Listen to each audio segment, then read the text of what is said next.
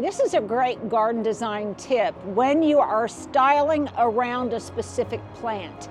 And you guys know how much I love golden plants or chartreuse plants. In this case, I am going to try a touch of gold holly. This is a southern living plant, 2 feet high by 4 feet wide. I have an idea where I'm going to plant it in the garden.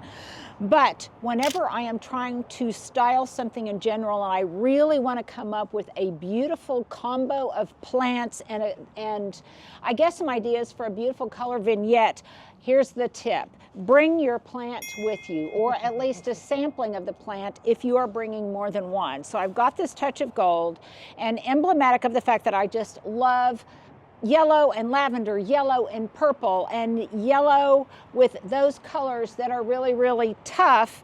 I've brought my plants, and now I'm looking at different options to stage around it. Now, when I come, I seldom ever have specific plants on my list. That it doesn't matter if I'm coming here to Bricks or if I'm going to, Lowe's or Home Depot or TLC or wherever.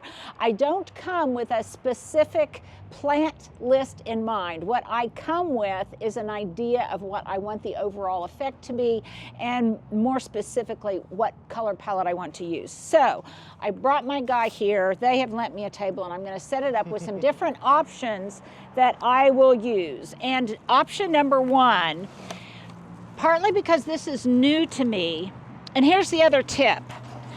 I don't need a whole flat of this beautiful vervain, but if I want to get an idea of what it will later look like in my garden when things grow out and they are profuse and they are mature, then I take a flat and I set it beside it, because that gives me a little bit better idea of what it will look after things have grown for a while. So the first thing on my list is going to be this vervain. I haven't grown it before. To me, it really just looks like lavender verbena, and it can handle full sun. So I'm going to try this, and also I'm going to try some of this, I think, in my window box this year. So that would be my number one plant. I didn't look for it specifically, but I've got it here, and I know it's tough. I happen to know it's tough. Okay, my next option as I fill things out.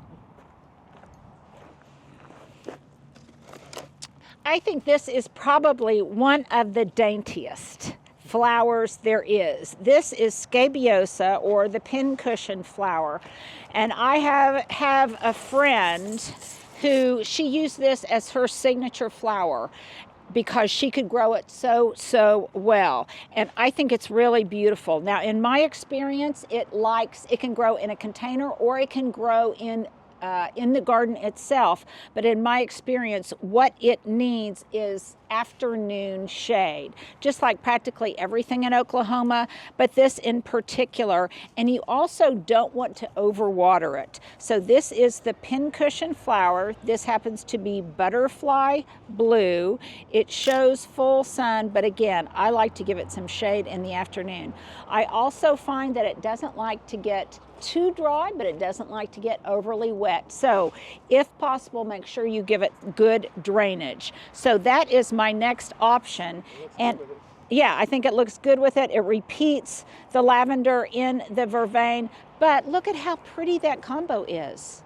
I just think that's really, really lovely. Now, another thing about touch of gold holly, the more sun it's in, the yellower and the more golden it becomes. If it's in part shade, it might get a little variegated, and if it's in deep shade, which I really don't recommend, it will begin to revert to green. So I'm going to have it in that part sun, part shade environment, which also happens to be where the scabiosa likes to be. So let's move on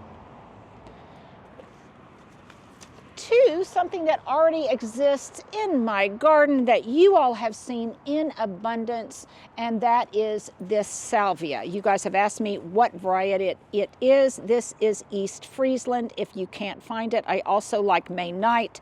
It goes to seed pretty well, and I think it's really a great investment plant.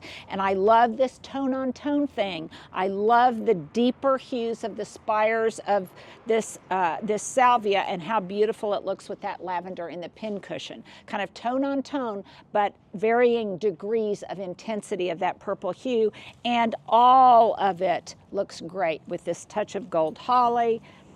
And this is something I have grown in a different color before, but this year I am going to try it in this fabulous purple, not only because the color scheme really matches the groove that I've got going up front, but also because it gives a slightly different hue of that purple, and because this loves full sun.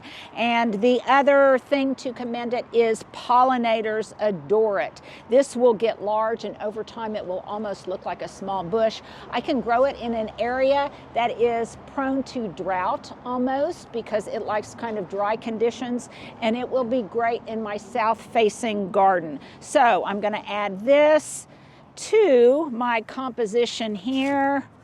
Let me move my water bottle out of the way. And by the way, when you guys go plant shopping, always bring water with you, because it will heat up before you know it. And then lastly,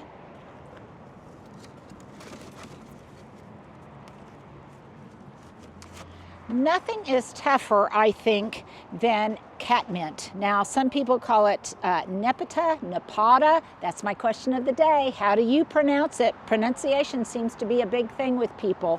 But this is a beautiful lavender hue. I love the fact that it's got gray-green leaves that have some texture to it.